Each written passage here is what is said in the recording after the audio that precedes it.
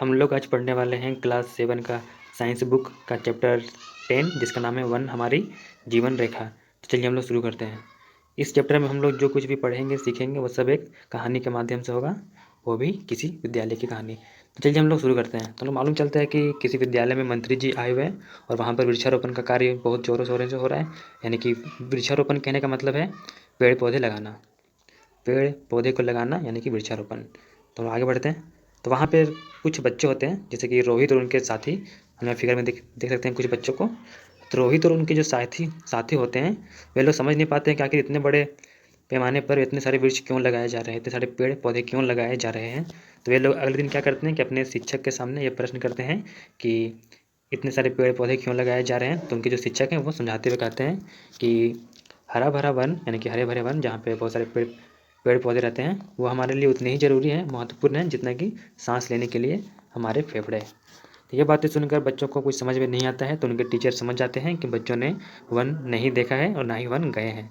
तो वे क्या करते हैं, अगले दिन वन ले जाने की तैयारी करते हैं, यानी कि जंगल घुमाने की तैयारी करते हैं। तो उसके अगले दिन बच्चे लोग क्या करते हैं कि कुछ ज़रूरी सामान जैसे कि चाकू, हैंडल्स, छड़ी, नोटबुक जैसी ज़रूरत की कुछ वस्तुएं साथ में लेकर विज्ञान के शिक्षक यानी कि जो उनके साइंस के टीचर थे उनके साथ वो लोग जंगल की ओर जाते हैं, पास के जंगल में।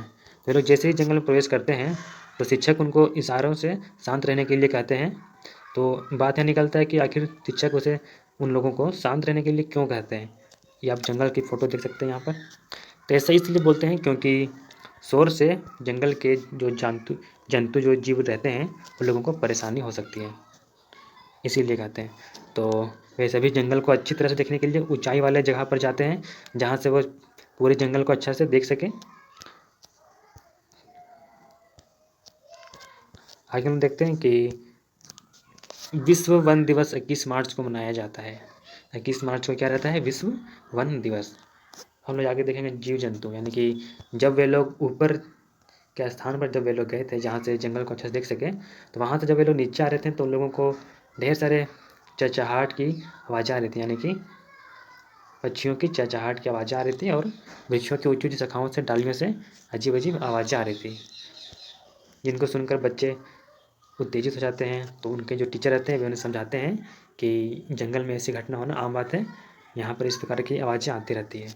और जो कुछ बंदर थे वे लोग बच्चों के देख के और ऊंचे डाली पर चढ़ जाते हैं। आप फोटो यहाँ पर देख सकते हैं बंदर का। अब आगे हम लोग देखते हैं तो मालूम चलता है कि शिक्षक जो रहते हैं वो बच्चों को सावधान करते हैं, यानी कि उन्हें मना करते हैं अधिक सघन क्षेत्रों में जाने से, यानी कि घने जंगल में जाने से उन लोगों को मना करते हैं क्योंकि घने जंगलों में सूकर यानी कि सुअर, गौर, गिद्दड़, हाथी जैसे जंतु वहाँ पर रहते हैं।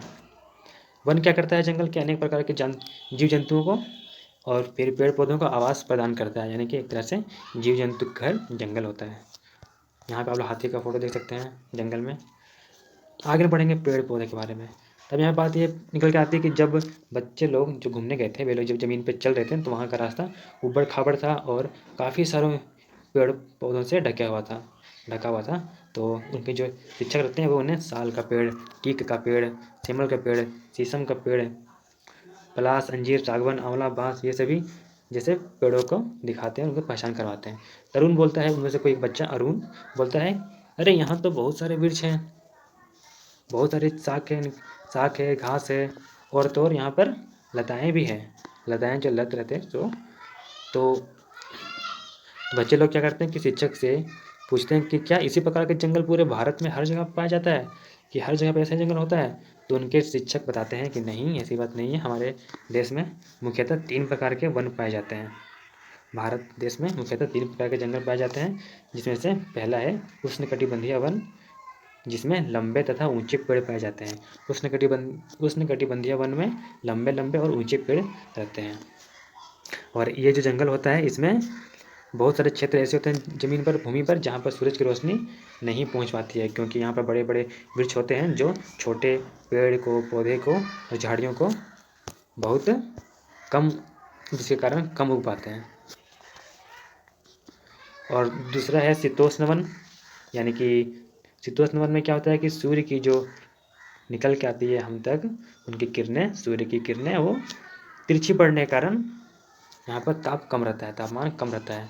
और तीसरा जंगल हो गया अल्पाइन अल्पाइन में क्या होता है कि अल्पाइन में ऊंचे क्षेत्र में पाए जाते हैं ये जंगल ऊंचे इलाकों में पाए जाते हैं और यहाँ के जो पौधे होते हैं वो कठिन से कठिन स्थिति में भी उग सकते हैं। और हम लोगों के राज्य में यानी कि झारखंड में उष्णकटिबंधीय वन पाए जाते हैं, ये आप लोग नोट कर लीजिएगा। हम लोगों को यहाँ पर अब कुछ पेड़ का फोटो दिया गया है समझने के लिए। ये देखिए आप लोग फोटो,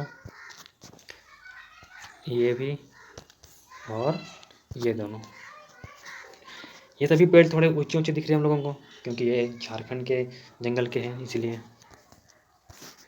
अब आगे हम लोग देखते हैं कि उनमें से एक लड़की रहती है अनीता, तो वो समझ नहीं पाती है कि आखिर इन वृक्षों को यानी कि इन सभी पेड़ों को वन में यानी कि जंगल में लगाया कौन लगाया होगा। तो उनके जो शिक्षक रहते हैं वो उन्हें समझाते हैं कि जो हमारे नेचर है यानी कि हमारी जो प्रकृति है इसमें बहुत मात्रा में यानी कि पर्याप्त मात्रा में बीज उत्पन्न होते रहते हैं, यानी कि जो पेड़ पौधे रहते हैं उनसे बीज बनता है और वही बीज फिर भूमि के माध्यम से अंकुरित होकर फिर से एक नए पौधे के रूप में विकसित होते हैं। उनमें से कुछ पेड़ बनते हैं, कुछ पौधे रहते हैं, कुछ झाड़ी वगैरह रहती हैं इस प्रकार से, और यही फिर वृद्धि करते जाते हैं।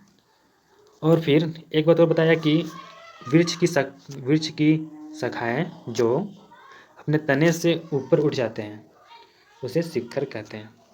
जैसे कि यहाँ पर हम लोग को फोटो में एग्जाम्पल दिख जाएगा शिखर आकार के वृक्ष। इन लोगों में क्या है कि इन लोगों में जो डालियाँ हैं जो इनके वो अपने तने से ऊपर की ओर उठी हुई हैं जो कि शिखर कहलाती है। और फिर टीचर बच्चों को ऊपर देखने को कहता है तो वहाँ पर देखने को मिलता है कि ऊंचे ऊंचे जो बहुत सारे पेड़ वहाँ पे होते हैं उनकी शाखाएं कम ऊंचाई वाले जो पेड़ होते हैं उनके ऊपर छत की तरह दिखाई देते हैं, जिसे वितान कहा जाता है। यानी कि वृक्षों की शाखाएं, ऊंचे वृक्षों की शाखाएं जो कम ऊंचाई के वृक्षों के ऊपर छत की तरह दिखते हैं इसे वितान कहते हैं, यानी कि कैनोपी। हम लोगों को अब जानने को मिलता है कि झारखंड राज्य में 3 प्रकार के वन पाए जाते हैं। कहने का मतलब है कि झारखंड राज्य में वनों को 3 भागों में बांटा गया है। पहला है आरक्षित वन। आरक्षित वन कहने का मतलब है वैसा वन, वैसा जंगल जहाँ पर आप अपने पशु को चराने के लिए लेकर नहीं जा सकते हैं और वहाँ से लकड़ियाँ भी नहीं काट सकते हैं। और दूसरा है संरक्षित वन। संरक्षित वन कहने का मतलब है ऐसा वन, ऐसा जंगल जहाँ पर आप अपने पशु को चराने के लिए लेके जा सकते हैं और वहाँ से लकड़ियाँ भी काट सकते हैं, लेकिन कुछ लिमिट मात्रा में, यानी कि कुछ लिमिट में ही आप लोग वहाँ से लकड़ियाँ भी काट सकते हैं। और तीसरा है अवर्गीकृत वन। अवर्गीकृत वन कहने का मतलब है ऐसा वन, ऐसा जंगल जहाँ पर अपने पशु को ले जाने के लिए और लकड़ियाँ को काटने के लिए कोई प्रतिबंध नहीं लगा हुआ है। एक बात और कि झारखंड में 29.61% भाग वन है। अब आगे हम लोग देखते हैं खाद्य श्रृंखला। तो जिस प्रकार से चाहे वो शाकाहारी हो या तो फिर मांसाहारी हो, वे सभी भोजन के लिए एक तरह से पौधों पर ही निर्भर होते हैं, यानी कि ये सभी डिपेंड करते हैं, पौधों पर निर्भर करते हैं। उदाहरण के लिए जिस प्रकार से घास को कीटों के द्वारा खाया जाता है और फिर कीटों को मेंढक खा लेते हैं और मेंढक को सांप यानी कि सर्प खा लेते हैं और सर्प को चील गिद्ध खा लेते हैं, तो इस प्रकार के क्रम को खाद्य श्रृंखला कहते हैं। कहने का मतलब है कि जंतुओं के द्वारा खाना और खाया जाना खाद्य श्रृंखला कहलाती है। जंतुओं मतलब जीव जंतु। इसे आप लोग फिगर से भी समझ सकते हैं। जैसे यहाँ पर देखिए, यहाँ पर आप लोग को देखने को मिल रहा है कि ये जो घास है, घास को खाते हैं इस प्रकार के कीट मकोड़े। इसे आप लोग आम भाषा में शायद फटिंगा कहते होंगे या तो फिर इसे आप लोग टिड्डा कहते होंगे। और फिर इस फटिंगे को, इस टिड्डे को या फिर इस कीट को खा लेता है मेंढक और मेंढक को खा लेता है सांप और सांप को खा लेते हैं चील गिद्ध वगैरह। तो ये सभी खाद्य श्रृंखला के हिस्सा हैं। आगे हम लोग को जानने को मिलता है कि वैसे तो वन में बहुत प्रकार की खाद्य श्रृंखलाएँ होती हैं इस प्रकार से, तो वो सभी आपस में एक दूसरे से जुड़ी हुई होती है, एक दूसरे से संबंध रखती है। इसी संबंध को खाद्य जाल कहते हैं। यानी कि अगर किसी एक खाद्य श्रृंखला में कोई प्रॉब्लम आता है, कोई विघ्न आता है, तो बाकी खाद्य श्रृंखलाओं पर भी असर पड़ता है। क्योंकि वनों का एक भाग यानी कि वन का एक भाग अन्य भागों पर निर्भर होता है। जिससे सोचने के लिए आप लोग सोच सकते हैं कि अगर जंगल से सारे वृक्ष को अलग कर दें, सारे पेड़ को अलग कर दें तो क्या होगा। हम लोग अब आगे देखेंगे ह्यूमस के बारे में। ह्यूमस, वे बच्चे जो लोग घूमने गए थे जंगल में उन शिक्षक के साथ में, वे लोग देखते हैं कि जो पेड़ का छाल है उस पर और जो पौधों की पत्तियां हैं उस पर और वन के भूमि पर सड़ गल रही हैं कुछ पदार्थ, और वहाँ पर अनेक प्रकार के कीट मकड़ियाँ गिलहरियाँ और फिर चींटे ये सब वहाँ पर काफ़ी मात्रा में देखने को मिलते हैं। क्षयमान पदार्थ कहने का मतलब है वैसे पदार्थ जो सड़ रही है, गल रही है, यानी कि सड़ने गलने वाले पदार्थ को क्षयमान पदार्थ कहते हैं। और शिक्षक उन लोग को बताते हैं कि क्षयमान पदार्थ जो होता है वो गर्म होता है और थोड़ा सा आर्द्र भी होता है। अब गर्म क्यों होता है, कैसे रहता है, इस बात को समझाने के लिए उनके शिक्षक उन लोगों को एक क्रियाकलाप के माध्यम से समझाते हैं। क्रियाकलाप में क्या करना है कि एक छोटा सा गड्ढा बनाना है, उस गड्ढे में सब्जी के कचरे और सूखी पत्तियाँ वगैरह उसमें डालकर भर देना है उसे, और मिट्टी से ढक देना है अच्छी तरह से। और 3 दिन बाद जब मिट्टी की ऊपरी परत को आप लोग हटा के देखेंगे तो आप लोगों को वह गड्ढा अंदर से गर्म महसूस होगा। और उनके शिक्षक उन लोगों को समझाते हैं कि जिस प्रकार से छोटे जीव जंतु होते हैं उसी प्रकार से उनसे भी छोटे नन्हे जीव होते हैं। काफ़ी सारे नन्हे जीव होते हैं जिसको सूक्ष्म जीव कहते हैं, और ये सूक्ष्म जीव मिट्टी के भीतर रहते हैं। तो सोनू को ये जानकर काफ़ी आश्चर्यचकित होता है। वो सोचता है कि आखिर ये सूक्ष्म जीव जो हैं जो मिट्टी के अंदर रहते हैं वे लोग खाते क्या हैं। तो उनके शिक्षक समझाते हैं कि वे लोग खाते क्या हैं, वे लोग मृत पेड़ पौधों और उन जो जंतु है वो उत्तकों को खाते हैं, यानी कि जो पेड़ पौधे मर जाते हैं, गिर जाते हैं ज़मीन पर, वो सड़ने लगते हैं, गलने लगते हैं, वे उसी को खाते हैं। और उनको फिर वे लोग एक गहरे रंग के पदार्थ में बदल देते हैं जिसे ह्यूमस कहते हैं। ह्यूमस यानी कि आप लोग समझ लीजिए कि सड़े गले जैविक पदार्थ। जैविक पदार्थ कहने का मतलब है पेड़ पौधे के अवशेष या फिर किसी जीव जंतु के अवशेष जो सड़ चुके हैं, गल चुके हैं, उसे हम लोग ह्यूमस कहते हैं। और सूक्ष्म जीव को अपघटक कहते हैं। ऐसे सूक्ष्म जीव जो ह्यूमस को यानी कि जो ह्यूमस बनाते हैं एक तरह से या फिर सड़े गले पदार्थ को खाते हैं उसे अपघटक कहते हैं। और इस प्रकार के सूक्ष्म जीव काफ़ी महत्वपूर्ण भूमिका निभाते हैं, क्योंकि यही वो सूक्ष्म जीव है जो सड़े गले पदार्थ को खाते हैं और उन्हें ये लोग ह्यूमस में बदल देते हैं, और वही ह्यूमस फिर वापस मिट्टी के द्वारा अवशोषित कर लिए जाते हैं, मिट्टी में समा जाते हैं, मिट्टी में मिल जाते हैं, और फिर वो वापस पेड़ पौधों के जड़ों के द्वारा अवशोषित कर लिए जाते हैं, सजीव पेड़ पौधों के द्वारा। और अपघटक जो होते हैं वो वन में उगने वाले पौधों के लिए पोषक तत्वों की आपूर्ति को बनाए रखते हैं। मतलब कि अपघटक जो है यानी कि जो सूक्ष्म जीव है वे लोग क्या करते हैं कि ह्यूमस बनाते हैं, और वही ह्यूमस पेड़ पौधों के लिए काफ़ी ज़रूरी होता है। और आगे एक उनमें से एक कोई लड़की है जो पूछती है कि जब वन में अगर कोई जंतु मर जाता है, कोई जानवर मर जाता है तो उसका होता क्या है, फिर क्या होता है। तो शिक्षक उसको बताते हैं कि सूक्ष्म जीव तो उसे खाते हैं, उनके साथ साथ मरे हुए जानवर को, मतलब मृत हो चुके जंतु को, और कौन खाता है, गिद्ध हो गया, कौवा हो गया, गीदड़ हो गया, बाकी कीट ये सब उन्हें भोजन बना लेते हैं। तो इस प्रकार से पोषक तत्वों का चक्र चलते रहता है जंगल में। मतलब एक कोई मरता है तो उसे दूसरा कोई खाता है, फिर दूसरा मरता है तो उसे तीसरा, इस प्रकार से चलता रहता है। यहाँ पर आप लोगों को फोटो में दिखाया गया है, जैसे आप लोग देख के समझ सकते हैं कि यहाँ पर गिद्ध किस प्रकार से मरे हुए जीव को खा रहा है।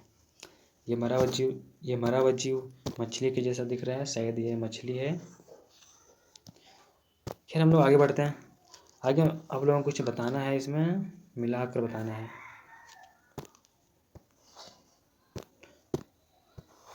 इसमें मिलाना है क्षयमान पदार्थ। तो क्षयमान पदार्थ को ह्यूमस कहते हैं। सूक्ष्म जीव अपघटक कहलाते हैं। शाकाहारी तो खरगोश है, और मांसाहारी शेर है। और खाद्य श्रृंखला संबंध यानी कि खाद्य श्रृंखला के संबंध को खाद्य जाल कहते हैं। अब आगे बढ़ते हैं। तो उनमें से एक बच्चा रोहित अपने शिक्षक को याद दिलाता है कि आपने तो यह समझाया ही नहीं कि वनों को फेफड़ा क्यों कहा जाता है।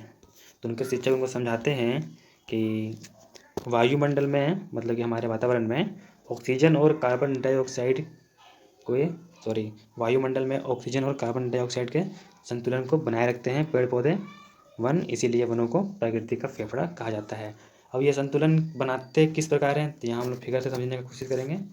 जैसे यहाँ पर आप लोग देख सकते हैं कि यहाँ पे समझ लीजिए ये पेड़ पौधे हैं जो ऑक्सीजन देते हैं। जब ये प्रकाश संश्लेषण का प्रक्रिया करते हैं तो यही ऑक्सीजन जीव जंतु के लिए, हमारे लिए उपयोगी है। और फिर हम लोग क्या देते हैं, कार्बन डाइऑक्साइड, जिसे वापस पेड़ पौधे ले लेते हैं और वह फिर वापस ऑक्सीजन देते हैं। इस प्रकार से वातावरण में संतुलन बनाए रखते हैं कार्बन डाइऑक्साइड का और ऑक्सीजन का। इसीलिए वनों को फेफड़ा कहा जाता है, प्रकृति का फेफड़ा। हम लोग आगे बढ़ते हैं। आगे हम देखते हैं कि अब उन लोगों का घूमते घूमते दोपहर हो चुकी है और बच्चे वापस जाने की तैयारी में है। तो वे लोग आसमान की तरफ देखते हैं। तो एक बच्चा को याद आता है कि वो क्लास 6 में पढ़ा था जल चक्र के बारे में, कि किस प्रकार से विष अपने जड़ों से जल को अवशोषित करते हैं और फिर उसे वापस वाष्पोत्सर्जन द्वारा जल वाष्प निर्मुक्त कर देते हैं। मतलब वाष्पोत्सर्जन जो प्रक्रिया है उससे उन लोग जल को वापस कैसे बाहर निकाल देते हैं। तो अब हम लोग आगे देखते हैं कि जब बच्चे वापस जा रहे थे तभी वर्षा स्टार्ट हो गया। और वर्षा जब स्टार्ट हो गई तो बच्चे पास से किसी मिट्टी के घर में जाके छुप गए पानी से बचने के लिए। और उन्हें आश्चर्य हुआ कि इतने घने जंगल में घर कैसे आ गया, इतने घने जंगल में घर कैसे आ गया। तो उनके शिक्षक उन्हें बताते हैं कि वन यानी कि जंगल सिर्फ पेड़ पौधों का नहीं बल्कि इंसान के लिए भी आवास का काम करता है। यानी कि इंसान यहाँ पर रहते हैं और उनके आवश्यकता के लिए सभी सामान, जैसे कि रहने के लिए आश्रय मिल जाता है और खाने के लिए भोजन मिल जाता है और पीने के लिए जल मिल जाता है और औषधियाँ यानी कि जड़ी बूटी भी वहाँ से मिल जाते हैं। बच्चे आश्चर्यचकित हो जाते हैं एक बात और से कि वर्षा की जो बूंदें हैं वो वन के भूमि पर सीधे क्यों नहीं गिर रही है, मतलब फुहारा टाइप से क्यों गिर रहा है, पतला पतला क्यों गिर रहा है। तो ऐसा इसलिए होता है, शिक्षक समझाते हैं कि वन में जो वितान है, वितान यानी कि बड़े बड़े वृक्षों के जो वृक्ष ऊंचे होते हैं उनके जो शाखाएँ होती हैं, पत्तियाँ, वो काफ़ी फैले होते हैं और जो नीचे वाले पेड़ के पौधे के पत्तियाँ को ढक देते हैं, उन्हें ढक देते हैं। तो इसे हम लोग फिगर से देखते हैं। जैसे कि यहाँ पर लोग देख सकते हैं, यहाँ पर आप लोगों को फिगर दिख रहा है, ऊंचे वाले जो वृक्ष हैं उसके टहनियाँ पत्तियाँ को देखिए आप लोग, और जो नीचे वाले वृक्ष हैं उसके पत्तियाँ और टहनियाँ को देखिए, दोनों काफ़ी अंतर है, एक काफ़ी ऊंचाई पर है, एक थोड़ा नीचे है। तो वर्षा की जो बूंदें हैं वो पहले ऊपर वाले पर गिरती है, जिसे इस हिस्से को हम लोग वितान कहते हैं। वितान जो नीचे से देखने पर छतरी के जैसा महसूस होता है, जो छोटे वृक्ष को ढक देते हैं। तो वर्षा की बूंदें पहले वितान पर गिरती है और वितान उस बूंदे को फुहारे के जैसा बदल देता है। अब आगे हम लोग बढ़ते हैं। आगे हम लोगों को कुछ जानने वाली बातें बताई जा रही है, जैसे कि अगर वायु में कार्बन डाइऑक्साइड की मात्रा बढ़ जाएगी तो पृथ्वी का तापमान काफ़ी बढ़ जाएगा। और फिर अगर पेड़ पौधे की अनुपस्थिति हो जाएगी, यानी कि अगर पेड़ पौधे काफ़ी कम हो जाएंगे या तो फिर नहीं रहेंगे, तो जीव को यानी कि जीव जंतु को खाद्य यानी कि खाने का सामान नहीं मिलेगा और रहने के लिए आवास नहीं मिलेगा। तो यह कारण ऐसा है, यानी कि अगर जंगल नहीं होगा तो खाने के लिए भोजन नहीं मिलेगा जीव जंतु को और आवास नहीं मिलेगा। यही कारण है कि झारखंड में कुछ जगहें हैं जैसे कि सोनाहातू, अनगढ़ा, बुंडू, ये सब जगहों पर हाथी क्या करते हैं कि ग्रामीण क्षेत्रों में आ जाते हैं और काफ़ी नुकसान पहुँचाते हैं। और अगर पेड़ की अनुपस्थिति हो जाएगी, यानी कि अगर पेड़ नहीं रहेंगे तो मिट्टी जल को रोक कर यानी कि बांध कर नहीं रख पाएंगे, जिसके कारण बाढ़ आने की चांस अधिक बढ़ जाएगी। और जनजातियों की जीवनचर्या भी प्रभावित होती है, यानी कि जनजातियाँ कहने का मतलब है वैसे इंसान के समुदाय जो जंगलों में रहते हैं, तो उन्हें भी काफ़ी असर पड़ेगा और वर्षा की मात्रा भी कम हो जाएगी। अब आगे हम लोग देखते हैं। अब आगे शिक्षक बताते हैं उन बच्चों को कि वन जो होते हैं, जंगल, वो वर्षा के जल को प्राकृतिक रूप से सोखने का कार्य करते हैं। इससे क्या होता है कि भूमि जल स्तर बना रहता है, मतलब कि मिट्टी के नीचे ज़मीन के अंदर जो जल का स्तर रहता है वो साल भर अच्छी तरह से बना रहता है। और इससे क्या होता है कि हमें जल की आपूर्ति मिलती रहती है, आपूर्ति होती है। और अगर वृक्ष ना हो, अगर वृक्ष नहीं होंगे तो क्या होगा कि वर्षा का जो जल होता है वो सीधे ज़मीन के ऊपर से गिरकर आसपास के क्षेत्रों में भर जाएगा। और फिर अगर तेज़ वर्षा होती है तो मिट्टी के ऊपर की जो उपजाऊ परत होती है वो सब बह जाएगी, यानी कि मृदा अपरदन हो जाएगा। और पेड़ पौधे जो होते हैं, वृक्ष हो गया और बाकी जो पेड़ पौधे वैसे भी कि जड़ क्या करते हैं, मिट्टी को एक साथ बांध के रखते हैं। लेकिन अगर पेड़ पौधे ही नहीं रहेंगे तो उनके अनुपस्थिति में क्या होगा कि मृदा जो होती है मिट्टी वो वर्षा के जल के साथ बह जाएगी, अर्थात उसका अपरदन हो जाएगा। अब आप लोगों को सोचना है कि अगर वन लुप्त हो जाए, अगर जंगल रहेंगे ही नहीं, वन रहेंगे ही नहीं तो क्या होगा, और क्या होगा ये आप लोग को सोच के कमेंट में बताना है। और ये चैप्टर ख़त्म होता है।